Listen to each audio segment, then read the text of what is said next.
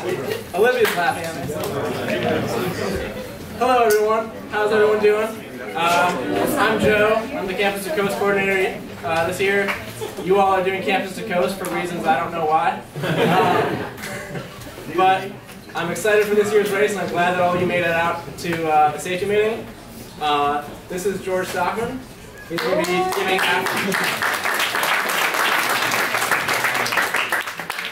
got way more applause than I did, but it was worth it. He'll be going through the race route. I'm going to start off by going over some of the logistics for this year. First off, for those of you who don't know what this is, or the history of the race, this is the 8th year it's happened. Started by Tim Newick and his roommate on a bet that they couldn't paddle Lake Michigan in the weekend. And it's grown pretty exponentially over the past 8 years, becoming a real and legitimate race.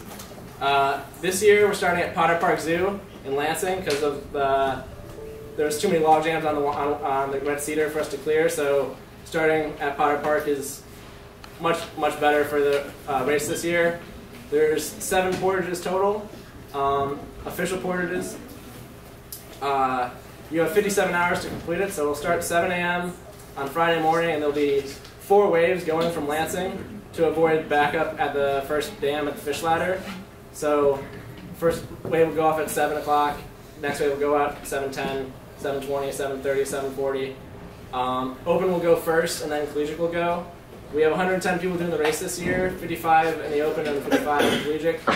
Out of the open, there are 9 solo teams, which is kind of fun, so there'll be kind of an open race amongst the solo people, along with the whole racers. A lot of this stuff has been covered in the information that's online, but I'm going to go through the required gear. The Coast Guard requires having a audible and visible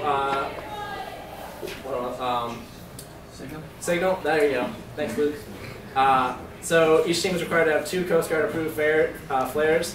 If you bought them from teams that used them in the past, make sure you check the expiration date on them on the side of the flares. And each team member is required to have a whistle as their audible signal. Each team is required to have 1 white light for night travel. So this can be headlamps. There are lights attached to the front of the boat, which are nice because when you're paddling, you won't blind yourself by lifting your paddle up in front of your face and then having that light bounce back at you. But headlamps will fill the requirement. Each team has to have at least 1 cell phone in the boat that's turned off. And it's recommended that you have at least 1 more cell phone that's on, but in case we call you about incoming weather or emergency, get off the river announcements. But the other cell phone should be kept off in a waterproof container using, there's dry bags for your phone specifically, or peanut butter jars. Each team is required to have 2 emergency blankets, or you can get SOL bivvies. Those are also very good. 2, even if you're a solo team, you have 2. And then if you have a team of 4 or a team of 3, you have 1 per additional team member. And then 1 shelter solution, which can be a tarp. I definitely recommend a tent because you can get all your gear out of the rain if it rains. And also recommend bringing a sleeping pad and a sleeping bag if you're planning on sleeping. And then each team is supposed to have rope for your boat. When we talk about lines, we're going to talk about the situation about portaging there, and having rope will be very helpful. Also, Weber, you portage and then there's a big hill that it's easier to slide your boat down if you have a rope to kind of hold onto and lower it down. When it comes down to each individual team member, you should have 2 to 3 quarts of water in your boat. If you just bring 2 to 3 Nalgene's per person, that'll be pretty good. I recommend drinking a lot of water during the race. I know we had a panel here a couple weeks ago where we talked about people have schedules of drinking water every 2 hours. Just, good common practice to keep yourself hydrated. Very important is life jacket. You must be wearing your life jacket at all times, no exceptions. If we see you without wearing your life jacket, we'll yell at you and tell you to put it on. And then if we see you again a second time not wearing your life jacket, you're out of the race. That's as simple as I'll put it. require people to wear their life jacket. Sufficient warm clothing. Don't wear wool, or don't wear down or cotton. And when it comes to having a change of clothes in your dry bag, the rule is you must have a set of clothes, an extra set of clothes if you tip. So if you only pack one set of clothes and you tip and then you put those clothes on, you do not have any more clothes, you cannot continue. So I recommend bringing 2 sets of dry clothes. So if you tip, you can put on dry clothes and then keep going knowing that you have another set of dry clothes in case you tip again. And then also we're requiring people to have rain gear, tops and bottoms. If you don't have rain pants, you can go to get Frog Togs at Meijer for $20. They're going to keep you nice and warm because they're not breathable, they'll trap heat. And the rain tops, the Frog Togs, fit nice over your PFD. That'll keep your PFD nice and dry. Going to go over the rules real quick. These are all posted online as well, but it's just important to go over them real quick. So, aside from the open division solos, each team is composed of 2 to 4 members. We all have canoes this year. No kayaks are in the race. There's 1 stand-up paddleboard.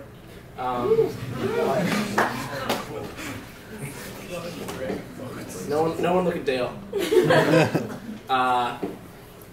All teams are required to check in at the check-in portages. So these are all the portages like Lansing, Grand Ledge, Portland. Everything. Every time you get out of your boat, you're supposed to check in with volunteers so we can keep track of where you are throughout the race. No splashing people unless it's your teammate. But just that can ruin some people's races. Tyler. Didn't ruin your race, but you guys got it. It helped the race. Obviously, no tampering with signs, buoys, or any of the race markers. When it comes to your cell phone, some people have asked me about this. You can't use it for two-way communication unless it's an emergency, like you need to call the race director, call 911, or call the county sheriffs. A lot of people have asked me if they can use it to listen to music and play music in their boat. That's fine. We allow that, but just be cautious of your battery. You don't want your phone to die and not have a phone out there because you were listening to a podcast. That's a pretty stupid way to go.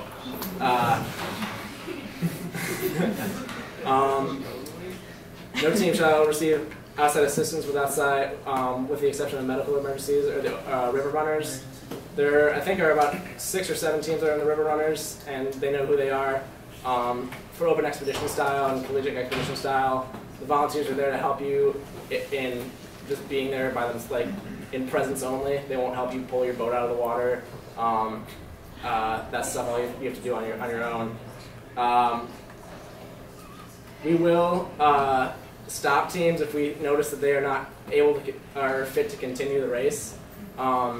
If after 20, 30 hours on the river, if we notice that you're not making good decisions and you're loopy, we'll pull you off and say, hey, you need to sleep here because it's not safe for you to be out there. And that won't factor into the time for you. We know that it's a safety precaution that we take you off the river and keep you from making bad decisions out there.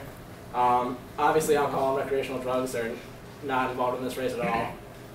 If there's any notion that you're messing around with that, then you'll be out of the race because it's not safe to be doing that at all on the river.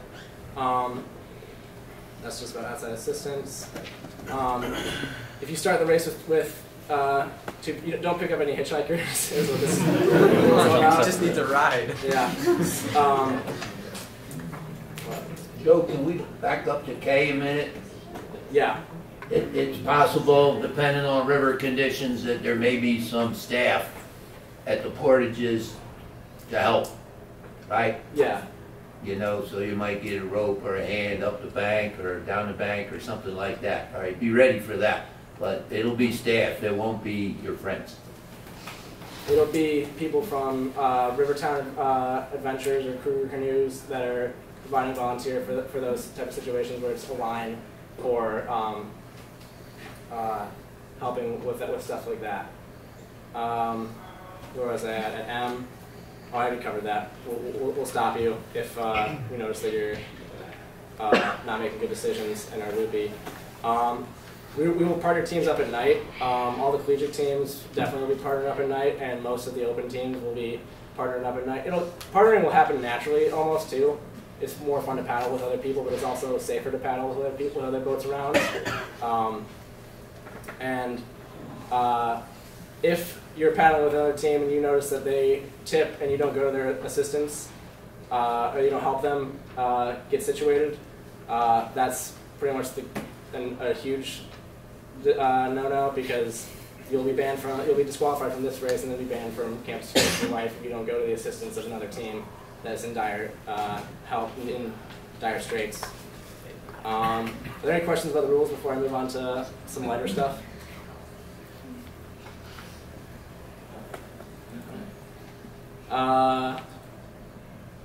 So strategies to finishing in time, having a good time, making the distance in the time allotted. If you paddle 5 miles per hour for 150 miles, you'll finish in roughly 30 hours non-stop. That's with no stops. 4 miles per hour, 37.5 hours. And then I recommend if your goal is to finish the race and you're not going for a time, I recommend stopping at some of the campsites and sleeping. Sleep will do you a world of good, and you can paddle for 4 miles per hour for 40 hours and stop twice and finish the race in 50 hours. That is provided you make the cutoffs for the certain portages like Portland and Grand Rapids. But it's definitely possible to finish the race with sleep, and I personally recommend it because you'll definitely make better decisions when you're out there when you have some sleep in you, as opposed to hallucinating after 35 hours of paddling nonstop.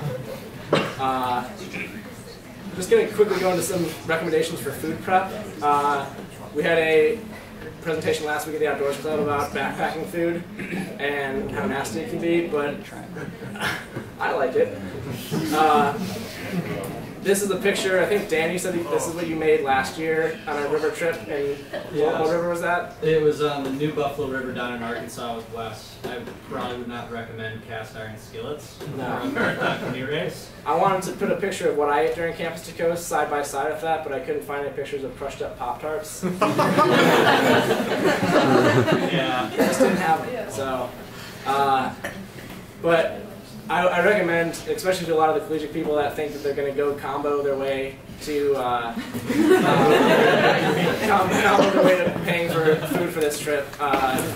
You're going to get really tired. You want variety when you're out there. You don't want to be eating the first Pop-Tart will taste good. The third or fourth might not. It's a good idea to keep your food in a different bag than your dry bag with all your gear. That way you can get access. You don't have to want to open your main dry bag every single time you want a granola bar or a piece of fruit. Packing food that's dense and light, but packing food that's light but is calorie dense is a smart thing. Like candy is a really good thing. It'll give you a boost of energy when you want it.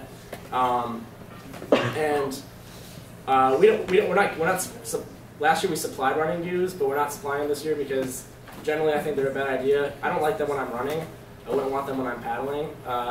If your stomach's not used to that kind of stuff, don't eat it. Don't eat something you wouldn't normally eat. It's now the time to learn that you don't like to eat something because you'll throw up and you'll not have a lot of fun. When you're packing, it's recommended you pack, kind of try and condense all your things into a couple of dry bags, and then have a ditch kit or filled with all your emergency stuff in case you tip. Generally, you want your boats to be stern heavy, have your people sit in the back, and it won't be as tipsy that way. Here's what you're supposed to do if you fall in. Get to the shore with your gear. Make sure you have everyone that was in your boat. Make sure no one's injured. Get into dry clothes as soon as you can, and then you make a decision if you have to call 911. If someone is bleeding or has a broken limb, call 911. If you decide not to call 911, no matter where you tip, you always have to call the race director. My number is going to be on the maps. Also, the numbers of all the local county sheriffs will be on the maps, and a few other of the main volunteers. Yeah, Dan.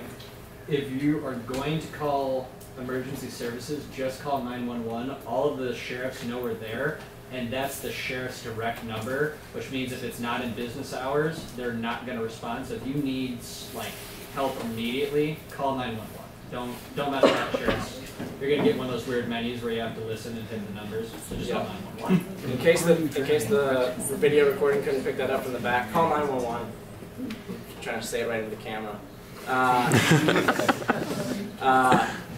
But no matter where you are, if you tip and you need to call the race director or call another number like Vanessa, her number will be on the maps as well, to let us know that you tip, so we're gonna get worried if you tip and you came through this portage at a certain time and you're not at the next portage at a certain time. We're gonna wonder if something went terribly wrong. So if you call us and let us know that's what happened, then that'll be you have to do that so we know that where you are and you're safe. Now I'm going to hand it off to George to go over. Well, that's a good time. Back it up, please. Yes. Right there. Yes. So, just talking frank to you that if you're by yourself in the middle of the river at night and you tip, you have no safety. You're probably not going to make that call, all right? The best thing is if there's somebody there that didn't tip, all right, they're going to make the call. So you need to have a team with more than one boat, all right? So getting your stuff out of the river is not easy, okay, when you're cold. So to emphasize that point, I believe that Sarah Campbell is going to lead a group to what? You're going to jump in the river and experience what cold water does to you, right? Yeah, we can. Is that tonight? We might as well do it at night. George, that was supposed to be earlier today, but it was too cold. Let's do it. And what's it going to be Friday night? Is it going to be 38? Down to 38 on Friday night? What's it going to be? 30. Well, if you're not a really good paddler, you have no business being out there in the night like that. But anyway, it's a good idea. I've been in more than I'd like to, and you're getting the pain. Even with the wetsuit on, you're going to have pain before 2 minutes. All right, you don't have much time, and some of you can fall in just getting up and down the bank. All right, it happens. You know, you trip over something, you slide in the mud, and you're in. Well, that's not so bad. But if you're in the middle of the river, in some places on the Grand, you're a long way from shore. All right. Especially when it gets wide. After Lions, it gets wide and the river's going to be high and it's way back in the woods. You won't even know where the hell to go, all right? You could be going across an entire farm before you find any land to get on, all right? So that's the way it is. So buddy up, stay in groups. That's your major safety, all right? I hope I made that point. And wear your life jacket because at least your folks will get your body, all right? Because it'll stay up. All right. Oh, now we can go on. Yeah.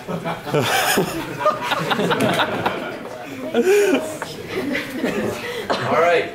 So we're talking about the portages and a little bit about the race. So this is an aerial of your first portage. All right, Old Town Dam. So there's a dock here where you can take out. And there's a real bottleneck putting in, okay? And I think the water is going to be a little bit high, all right? It's not going down very fast.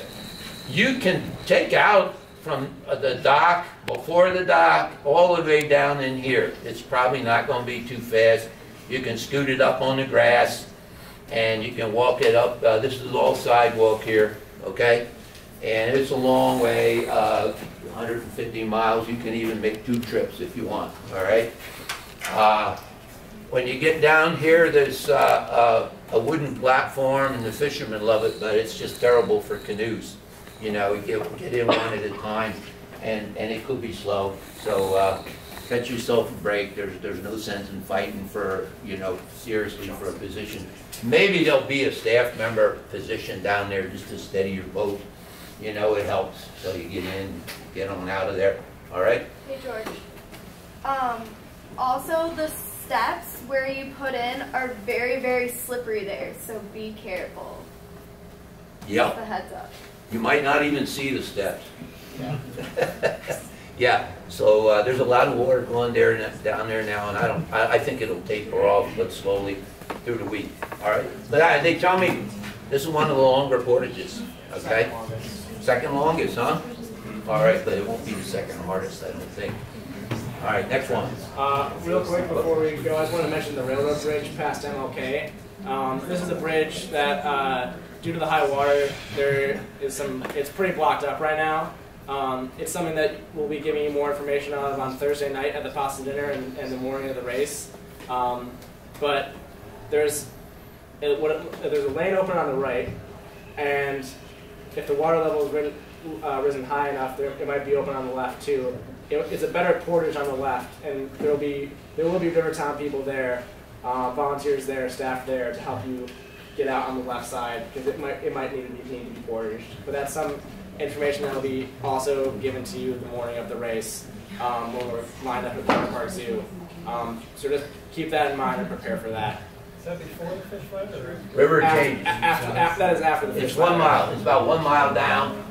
You'll be in the middle of the river, and you'll look down there, and you'll see this awesome logs, a set of logs, just damming up the whole river. So that the two middle spans of that railroad bridge are really stacked up. You can't miss it. All right. So you're gonna portage left or you portage right if the water goes down. There'll be a clean portage left or right, but you got to get the hell out of there way before the bridge. You know, you got to get over. Well, we'll tell you more about that. We'll be scouting all week, and we'll have the latest information on Friday morning. Yep. Grand Ledge Dam. All right. So it's going to look a lot different from that also. There's a dock that sticks out perpendicular here. All right. It sticks out, and you're going to get up there and grab onto one of the posts. All right. Get up on the dock, and then you'll get your boat up perpendicular. There's a really sharp turn, all right? So get your boat out of the way, and if you're going to rest, get up to the top and then take a rest. Sometimes, and I expect there'll be a little bit bubbly water down below, you know, that there'll be enough flow there where you have to be careful not to run into a tree, you know, on the corner. That's my guess. But anyway, there's usually a lot of personnel and fans, you know, down at that point. Got a question for that. Judd, Do you have an update on the railroad bridge, James? I just said that. Just give it. Sorry, Just give it. I guess I didn't catch it. I have a picture of it on my phone. If anybody's curious, I can show you. To say it again to that side of the room, if it didn't get heard, the railroad bridge past MLK is blocked up, and most likely will have to be portaged on the left. It was, when I looked at it on Saturday, that was the easier portage of the two, was portaging on the left. I heard from people saying that they were able to get through on the right, but it's very tricky to get through on the right based on what I saw. And portaging on the right is much messier, going through trees and getting up over the railroad and then going through. Clara and then Dan. Which two portages is this between? So the bridge is between the Fish Ladder and Grand Ledge. That's all we've covered so far. Dan. So water level still hasn't peaked. So it's going to be, that bridge changes pretty rarely. So I would not plan on anything until the morning of. Joe will probably give. That's why we said that we're going to be scouting it all week and giving more information on Thursday night at the pasta dinner and then Friday right before the race. Yeah, Father Neptune's going to shove some more logs into that log jam. We don't know whether to go left or right or both, you know. Yeah. So we'll get down there on Thursday and do the best we can and then tell you about it. Yep. All right. All right, Portland Dam. When you get to the Portland Dam, you got to put some miles in, all right? From Grand Ledge down to the city of Portland, some really beautiful scenery. Really enjoy that. And the river moves along, too. You'll be easily doing 4 miles an hour, I think. All right, and then when the river slows down again after Portland, you'll be coming over on the left. This is a big area here, a lot of parking, and in the past people have camped here. But you get yourself over to the left and get out, and it's almost a straight shot. Come over here. Don't go that way. come over here. There'll be a backwater in here, and there's a little wooden bridge here, and you know, so there's several places to put in. My guess is that this is going to be much deeper, and you're going to have to fight a wave right in here. That it's not going to look placid like that when you get there. Remember that, Luke? Corner? Yeah. So, and maybe there'll be some kayakers down and around there to make sure you don't go over. After that point, the river goes fast for a mile or so, all right? A nice fast river. And then it'll start slowing down because you'll be in the backwaters of the Weber Dam. The Weber Dam is your next portage. Before I move to Weber, I just wanted to say this is officially the first campsite.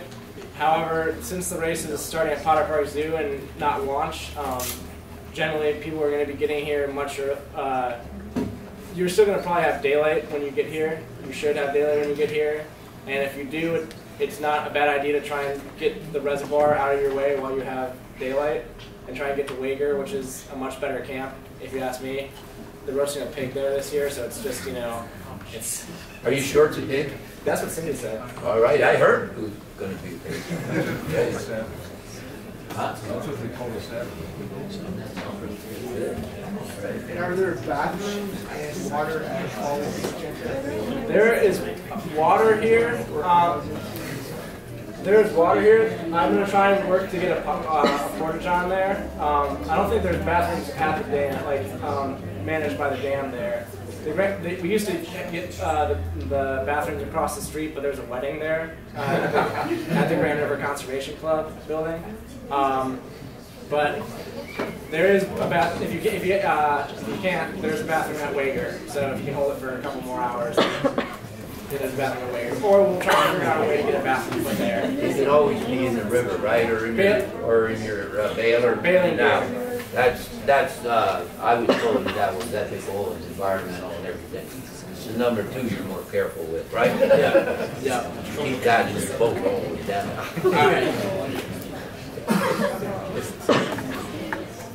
All right, it's plan on 4 hours from the Portland to Wager Dam. Plan on 4. All right, I think 4 is reasonable. You got good current and hopefully not too much wind.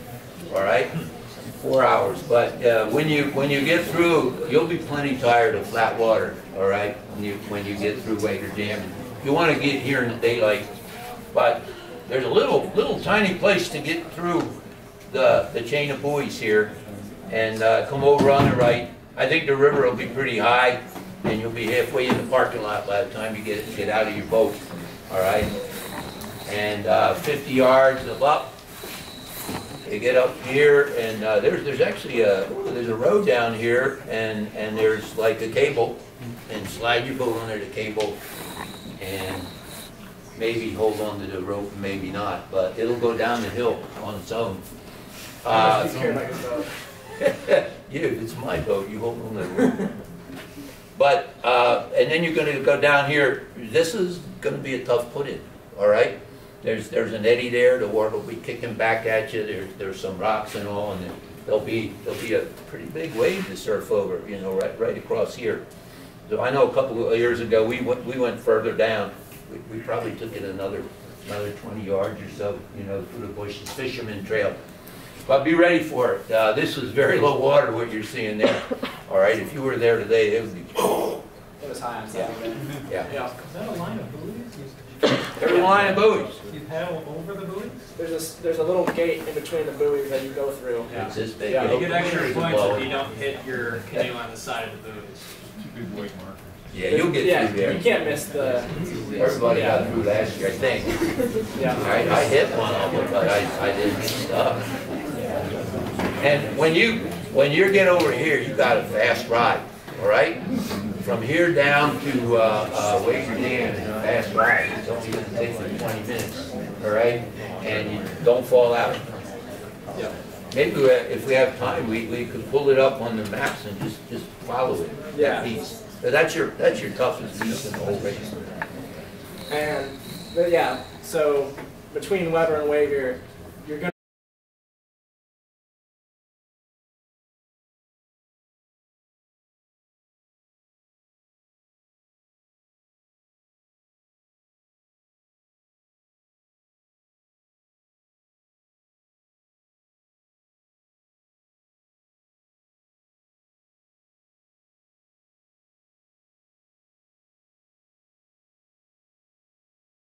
Caution, but If you screw up and get over here, this is a regular rapid, you know. You're going to get wet, you might swim and all, but you won't die if you have your life jacket on. And there's a place to take out over here. You go 15 feet up, and then it's really nice grass all the way down to a really good put-in. So, you know, just know that that's there. It's surprising how small that slot is. I mean, when you get over there, there's a big rocky island here.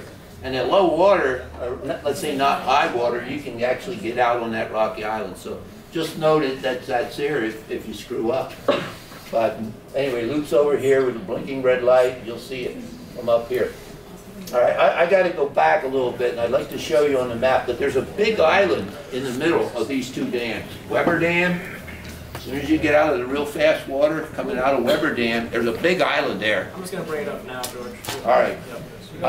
So you have a picture? Oh, okay. It's really fun, you know. Maybe we'll make a run of it this week. But island choices usually matter, but I think at the water level we're going to have, this one doesn't matter. So if you want to stay left all the time, I think you're going to be all right. So it's not that one. no. Put-ins right here. And you're talking about this island. Yep, you're going to come around right here. At low waters, it's faster to go this way, but at higher water, it doesn't matter. But keep going around. You'll see that it's fairly even. It's what, you know, you're talking about 10 seconds different at high water, something like that. It comes up very quickly. And you see 10 seconds, as long as you're staying in a group, right? Both of you, 3 of you go left, or 3 of you go right. Stay together. Yeah. There you go. So, hey, yeah, bring that over a little bit more so you can see the other side here. Oh, this side? Yeah, you look at how small. This is almost a natural rapid right over here. Okay, and there are ways to get through there. And if you don't, you're going to swim. You swim down here and get out over on the right side. You do not want to go over this stuff because you're likely to get trapped in that, you know, washing machine there. Like Luke said, if you haven't ran this before, which most, I don't know if there's anyone in the race that hasn't run it before, plan on portaging Wager. Yeah. All right. Any questions between Weber and Wager? Where again are we taking out for that? Oh, there's like a little lagoon. You're going to find this neck here. You're going to find this neck here. It'll be daylight. And you're going to see a horizon line here, and you're going to get real scared. All right? Look for Luke in the blinking red light. All right? Or look for the guy with a shotgun over here. Come on in. This is a pretty big pond. All right? Just come on into that pond. Once you get in here, you're safe. Yeah. It'll be, you can't, once you're in that, the big thing, Lauren, is to not go over the dam. Once you're in this pond, her house is going to be lit up and there's going to be a fire there. You can't, that's not a concern about missing that. The concern is you missing this and going over the dam, and then there's a whole other conversation that happens when that happens. Stay left after Weber. You guys went through here. You tried to go through here last year, right? You went left of the island, huh? There's a big step there. Yep. Yeah, I don't think it'll be a big step this weekend. I think it'll be more gradual. But anyway, All right. I guess. Rivers change, all right? Especially near rapids and dams. They change a lot with flow. All right, then it's fast. Once you get up in the morning, all right, it's 6:30 in the morning. You get up at Wager Dam, have your breakfast, shove off, right? And from Wager down to Lyons is not very far, and it's fast. All right, it'll be fast water. I don't know, what is it, like 3 miles? And this dam is no longer here, so we have to look at some other pictures, all right? And even with Google, most of the Google stuff still has the dam in there, although it's been out for going on almost 2 years. So this drop is not nearly so big. But you will be able to come over here, get out of your boat, hold on to a stern line. Hopefully you have a stern line that's at least 10 yards long. All right, and then you can walk the boat. All right, there'll be all cobbles here. You can walk the boat all the way down. I suspect that there's still a portage path there, but they had it closed down at some points when I was there last summer, because they're still working on it. They're redeveloping that, all right, since they took that dam out, all right. Those of you that are open, if you're going to run it, you're probably going to run it over to the side because there's big open water there. I don't want any of you students going down there because you'll screw it up and you'll get sideways and run into the bridge above and swim, all right. Because that water's really pushy. It's a good hard rapid over here. The neat thing is that it ramps shallower as you go to this side, so it's shallower over here. And if you see pictures at shallow water levels, there's just a whole lot of rock showing over here. But I don't think they'll be showing, my guess is, on our weekend. I think the water will be kind of high. But it's worth looking at lines from Google. Because underneath this bridge, by the way, there used to be a nice sandy beach, all right, nice and comfortable. All right, I slept under there 1,013, and it didn't snow on me. So just to know that's there. So there is a bridge. In fact, you know, we had a flood. Did you see anything under the ground? It was nice sandy. Sand, because you know we just had a big flood. I was worried. Right, now it's all watery, Might so. take it out. Yeah. Yeah, there was some fishermen even left his nice fire. No fires, but it is sandy once you get past. Yeah. So anyway, there's a lot of room over on that side. So you know, if you want to get out and stretch or dump a little water out of your boat, good place. You want to, you know, some families watching you, fine. Then the river takes a really sharp bend, and there's a really lovely park, 300 yards down on the right. Really nice park. All right, and we never use it, so just keep that in mind. Nice grass and everything down there, parking spaces. Yep. But the water goes fast, all right? It's gonna go fast for another mile, and then the Maple River comes in, and then you're really into the lower Grand. All right, it's gonna be pretty much the same all the way down. I'm planning on going out here on Wednesday to make sure to double check the information that's on this slide to see if it'll be fine to have a line and then walk on the right side. That'd be better because the portage really sucks. Getting the boat out and over and then back into the put-in is not fun. So if we can line it, it's better. Oh, I thought Jesse was raising his hand. But yeah, no, there will be more information updated on Facebook and through emails after I go see it on Wednesday. So information will be there, and also at Thursday at the pasta dinner and day of the race. What mile is this? This is roughly 52. I used to say 60. If you were starting at Oklamas Road, it'd be 60. It was on the snack 60, with some minus whatever. So it's 7.7 miles difference in the race start this year, okay. and this used to be about mile 60. All right. Yeah. So 53 miles, so you'll be 1/3 done the race when you get there. Yeah. And all the hard portages will be behind you, all right? And then it's much easier water, but maybe worse wind from there on down. This is the site. We have a different camp too than previous years. We used to be at the boathouse in Ada Township that was owned by Forest Hills Public Schools, where they used to have the regatta each year out on the river. I haven't heard, but I'm just guessing based on it's been out there each year that this race has happened. It probably will be out there again this year. But anyway, this new Camp 2 is right after the Fulton Street Bridge. It'll be marked on your map. It's roughly at the 91-mile mark. And I've got a different picture here. There's a shallow area right here.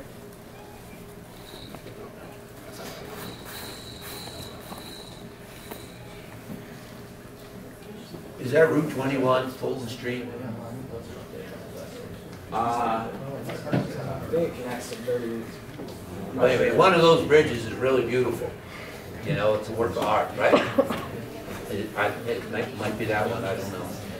Right after it's not even a minute or two right after the Fulton Street Bridge. It comes up fairly quickly, and there'll be a light right here, and this is just a place to get off the river, cook some food, sleep, get some rest, stop, and you know, it's a long way between Lyons and here. You're going to go through Lowell and Saranac, Ionia. yeah, Ionia, and this will be a nice place. We'll have volunteers here to get off the river for a couple minutes, a couple hours or so. And then going into Grand Rapids. What? Yep, Monica. Will it be marked? Yes, there'll be a light there. Okay. And volunteers. And people, we'll watch people. If you're not going to stop there, we're going to treat it like a shout. So we'll ask you to shout your team name at us so we can just check that you passed that. Check past Camp 2. Any other questions about Camp 2? I forget what you said. Is that further or closer than last year's? It's a little further. A little further. Yeah. The park is about, I'd say a mile or so further. So you might see a boathouse on your left, and then a mile further will be this. And I think I said, but it's River Right. River Right is the takeout for Camp 2.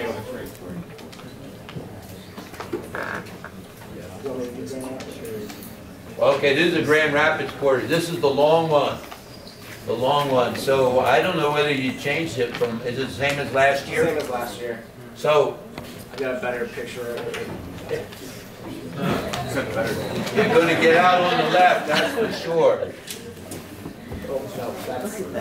We're going this way. Okay. So you're going to get out on the left, and there's like a big concrete cavity in there with a ramp up. Yeah. So you'll be able to get into an eddy. There's an eddy in there, all right, slow water. And you're going to get out, and you'll be greeted by joyful staff and maybe help onto a cart, right? Pick up your cart, and then you'll be rolling down. For those of you who did the race last year, we have more portage wheels this year. They're graciously donated for our use from Kruger Canoes for us to use this year. And yeah, right there at Canal Park is where you take out. Some people go to Jimmy John, which is not on the map, but it's like right here. If there's a map there. Oh yeah, there's a couple places to eat. Yeah. Yeah, nice. You can go in that hotel and everything. Very nice. Hold on a second though. Is this the big dam right here? That's the 6th Street Dam. Here's the big dam, and there'll be fishermen all over the place. You know, and if you're down there, you could get hooked. So don't go down there. All right, so we take like the first bridge. That's Monroe Street. The first first bridge we get across. 6th Street. Is it? That's 6th Street. 60. Street before, is it the bridge It's before the one, Monroe? it has like an old steel frame, like decorative. Yeah, it's a frame. narrow bridge. I thought it was Monroe. Yeah, You're and right. just a, You're right. Yeah, and just a quick note, be very careful as pedestrians and portagers on that bridge because it's really narrow, people drive way too fast, and so you're gonna be coming out with a long canoe.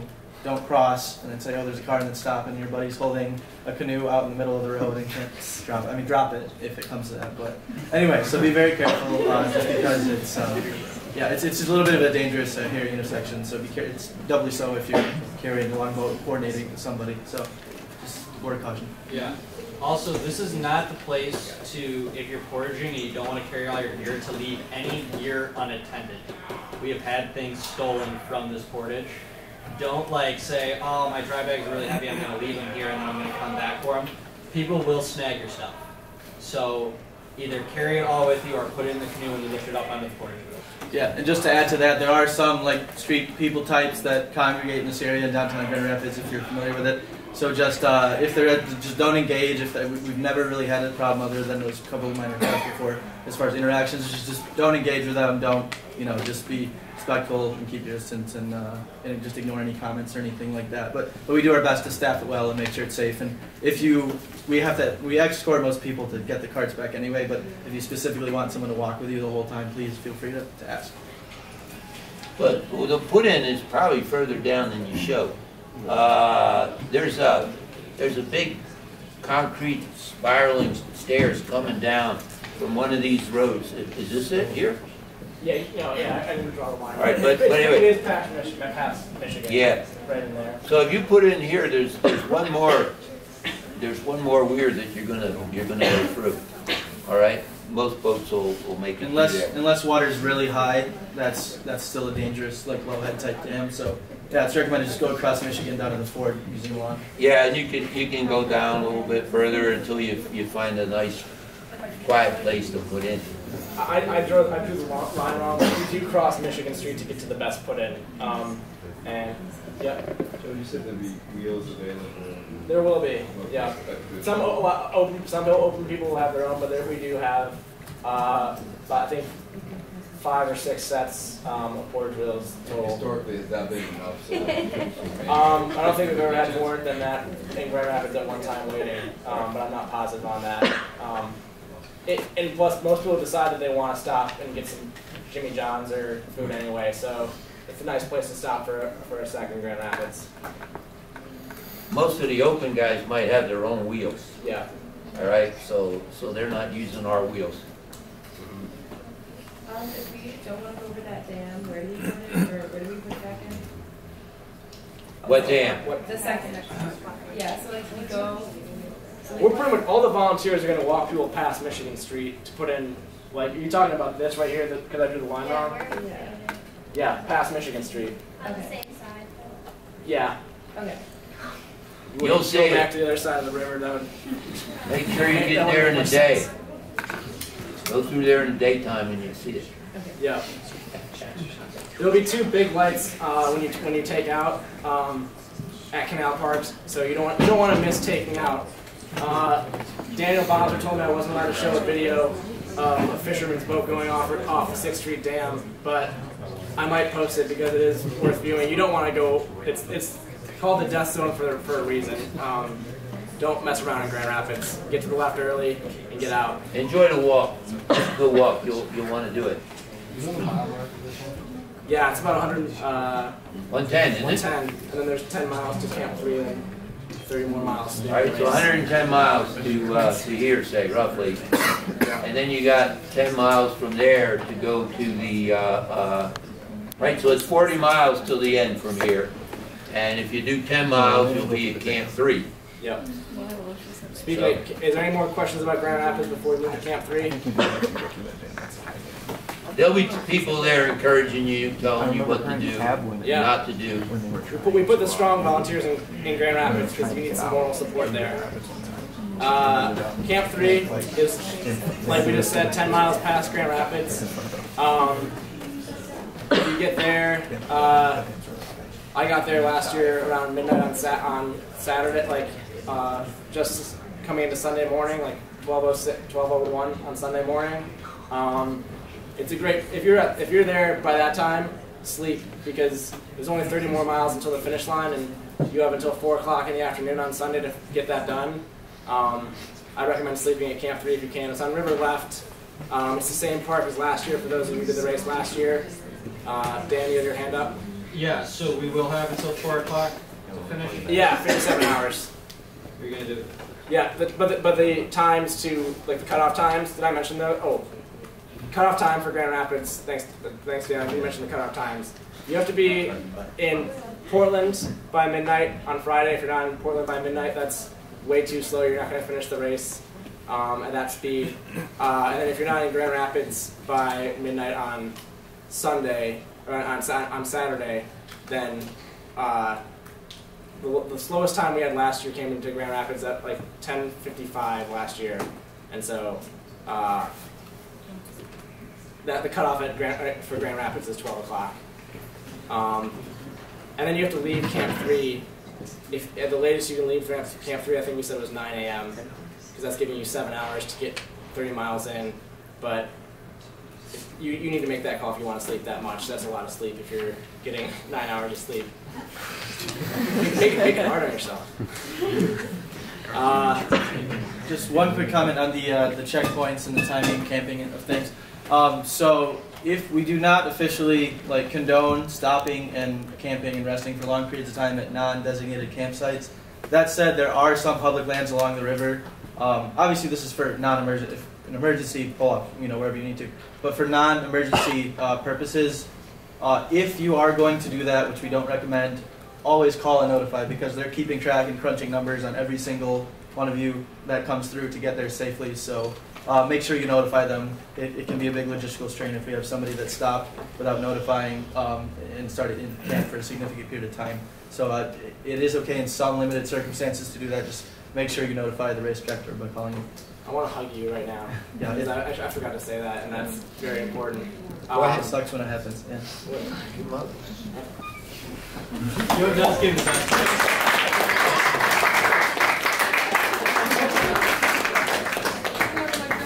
Joe, is that what I have to look forward to when everything finishes? Yeah, we all get big hugs.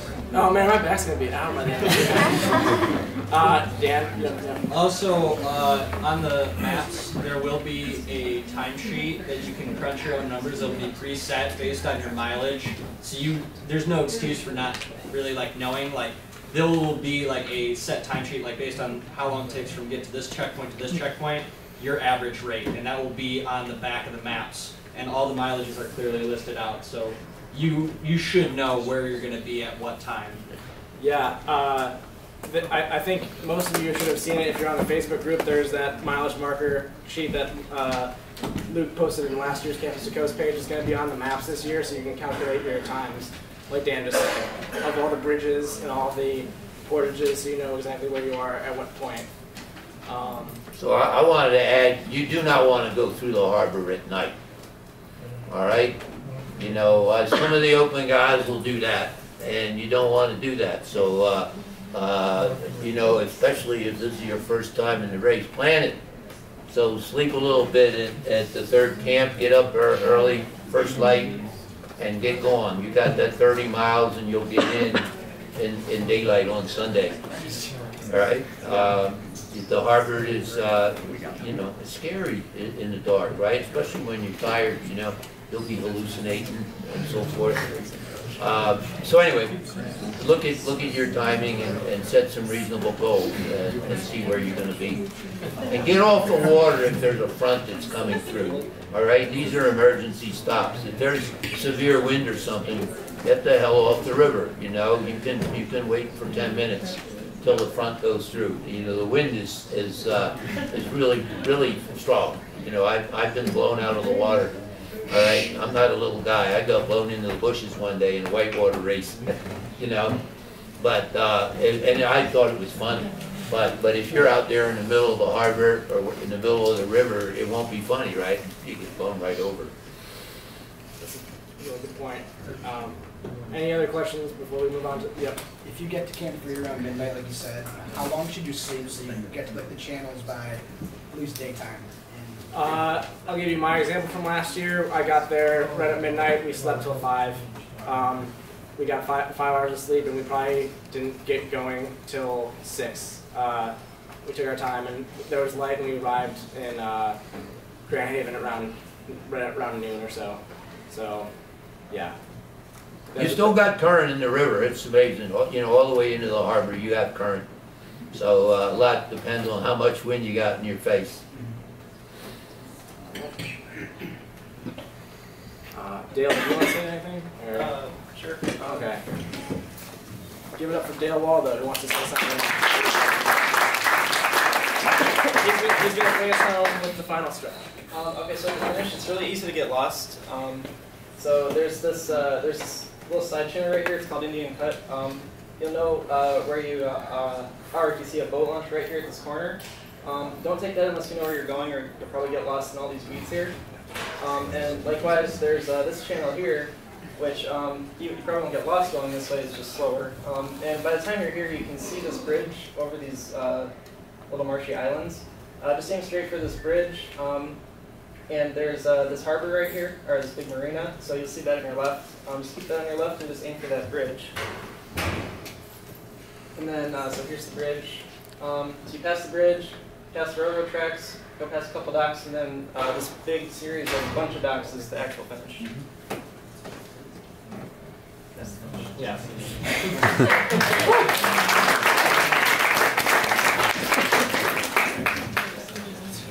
Big piles of sand and other. Yeah.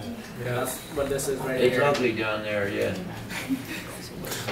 And I would like to second what George said about the harbor at night. It's, if you can do it in daylight, it's much more safe and good for you to do it during the daylight. What's up, Vanessa? Another note on that Indian Cut shortcut. A bunch of people tried doing that last year and went the wrong way and got lost for 3 hours trying to use that shortcut. And it set them back 3 hours. they didn't know what they were doing. We'll back up and I'll show you. Yeah, we wasted over an hour, you know, the year before. Somewhere, all right. This is the fastest channel right here. And the Kruger guys know it, all right? The guys with the GPS maps all figured out already. They'll go through here. But there's a dead end somewhere up in here maybe, getting up into a lake. And yeah, so we turned too soon. It was Paul Gibson's fault. Just go right. So yeah, we went there. And it was humiliating. We lost at least an hour. We got laughed at by some fishermen. Yeah, so it is safe if you just stay with the main river. You know, you'll go wide and all. So you lose 5 minutes. It's not a big deal. On the maps, it should say, it should be marked off what is the Grand River and what's not the Grand River. And that way you'll know, if you can read your map, you'll be able to see that, oh, I'm not going to go right here. This is not the Grand River. It'll take me someplace I don't want to go. And that's a really useful tool to, you know, make sure you stay in the Grand River. And the depth varies tremendously, and it's surprising, you know. If you're in the middle of a lake, you think, you know, and then all of a sudden there's like a sandbar there and a row of bushes or something, right? Anyway. And that's it, pretty much. Is there any questions about everything? Well, let's start with questions about the final stretch, and then questions about the race as a whole. Is it pretty obvious where the main river is near the end? Yeah, I'd say. I mean, I'd say so. I didn't have a problem with it. We stayed fairly on the main river. What's up, Dan? If you pull up the Google Maps, I'll show where like a third of the people got lost last year. All right. Yeah, I think Dan got lost too. If you were where you was going to pass up. So a lot of people, what they would do is more that way. This way. Yes. Show me the finish. All right. So what I had a lot of people do, believe it or not, is they would go through here and then they cut through this like little backwater, because on the map it would say that they're supposed to go to 31, and so they see it and they're like, oh, awesome, 31, I'm right on track, and then they would go down through here and then move over. And so I had at least 5 teams call me right about here, and they were like, there's lots of big boats and they're driving really quick and they're gonna knock over our canoe. But that's where we used to finish. Yeah, that's where we used to finish. We used to finish like, and there was a harbor like right in here. Yeah. That's where we used to finish, and it wasn't nearly as accommodating as this. Yeah, so what I would recommend is on the maps we're working on right now, all these backwaters are going to be labeled off, and I'm putting in a guideline. The best thing I could say is if you start to see like buildings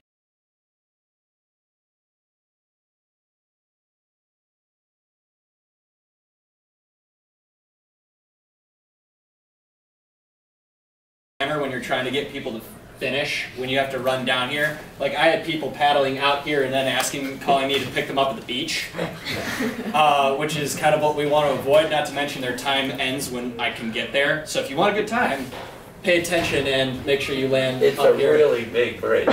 Yeah. And this is a big row of buildings and all right in here. So you want to get to the row of buildings. Really big bridge. Can't miss it. Sean. In the harbor leading up to the finish, aren't there a lot of boats? Yes. To watch out for? Yes, Boats. that's another reason why you want to try and do it during the daylight if you can, and finish in the daylight if you can, because canoes are allowed to be there, but boats don't like them being there. You have to deal with the wake from all those, and it can be pretty scary. I'm not gonna lie. Judd. I'd like to emphasize the need and safety requirement of knowing how to start a fire. If you go in, most hypothermia cases happen around 50 degrees anyway, and it will be 30 degrees at night, most likely. Just numbers, but yeah, you should definitely know how to start a fire if you don't think you can get back on the river to warm yourself up. I think I missed saying something, that you are required to have a fire starter, something, matches, lighter, bring like, you know, lint and keep it dry. Yeah, you want something that not just will start a fire, but will for sure start a fire. Yeah. So it's not the time to get like that Bear Grylls kit from Walmart and start like shaving magnesium, because that's bad enough. In dry conditions, this is going to be not ideal conditions that your safety depends on it. So there is no shame. You don't need to be a Boy Scout. Take your stove, light it, torch whatever is there. You want it fast and you want it reliable. So by whatever means, obviously reasonably within safety guidelines. But yeah, And you're looking for efficiency. And on that, bring more than one lighter, bring more than one pack of bring one is none and two is one sort of mentality when it comes to that. How is the return transportation working in terms of, are there multiple ways of it? And are you coming back to Potter Park Zoo, campus, and or both? So we're coming back to Potter Park Zoo. That's something I should have mentioned. You can park. A lot of people have asked. You can park your car and leave your car at Potter Park Zoo. We are gonna put something in your windshield that says, or we'll probably have you put it on the inside of your car in your windshield, saying that your car is associated with this event, and it won't be bothered for the time frame that you are parked there. Also, one thing that Pat Harrington wanted me to mention is. You can either leave your keys in your car or leave them in Lansing, or we'll take your keys. But when you're paddling, know where your keys are. Don't lose your keys and have them at the bottom of the river when you get your return transport back to Potter Park Zoo, and then you don't have a way to get your car out of there. I mean that's just kind of common sense, but I feel like it might get lost. Know where your keys are at all times. And so yeah, when it comes to return transport. Motor City Canoe Rentals, who is going to be the one that's getting return transport, picking you up. If you're dropping out of the race, you need to call me. Let me know that you're dropping out, and let me know where you're dropping out. If it's an emergency, you probably won't be dropping out at one of the portages, because something has probably obviously gone wrong. But if you're dropping out at the portages, then someone from Motor City will come and pick you up and take you back to Potter Park Zoo. Any other questions, Judd? If you have food and you think that it won't get wet, if you keep the bag open, you are wrong. Your food will get wet. The water in the Grand River is gross. I wouldn't recommend eating the food if it gets wet. Keep your food dry. That's a good point. Also, a few people asked me, can they filter water from the Grand River? No, you can't drink that water. Nothing's going to filter the pollutants that are in it out of it. You can't drink the water from the Grand River. Anything else? People still want to do this? People still excited? Vanessa? There's going to be water jugs at every checkpoint. There is. Fill up your water bottles when you get there. Yeah, I would recommend the 2 to 3 Nalgene's that you bring to meet the required gear. Drink those all up and then fill them back up. It's not a bad idea to overhydrate yourself. It just means you're going to be using your bathing suit more. If that's oh, yep. Are we supposed to, as volunteers, pick up the water, or like how?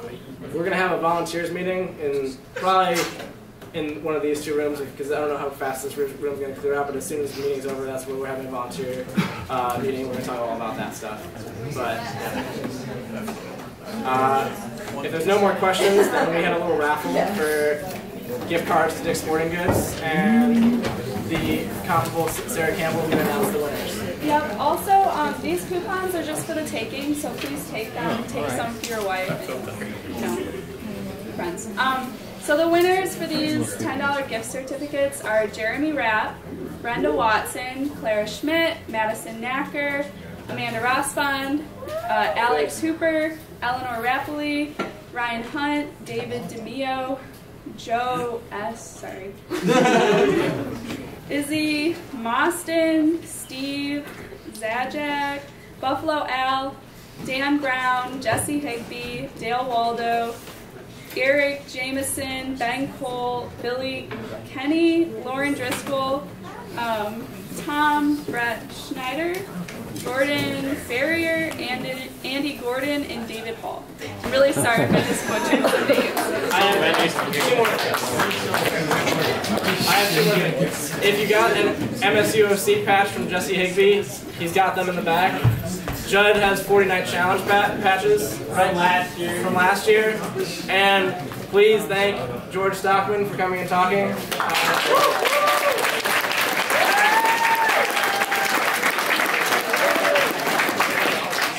So the pasta dinner is on Thursday night at 5 o'clock going till 7. And that's a good opportunity to talk to other paddlers. I also think another good opportunity is going to Crunchies right after this meeting to drink and have a good time and learn about the race. Yeah. Any other things? Could the old Ebor please come and sign Dan Bonzer's gift? That's it. All right. Thank you very much. I'll see you all on Thursday night at pasta dinner.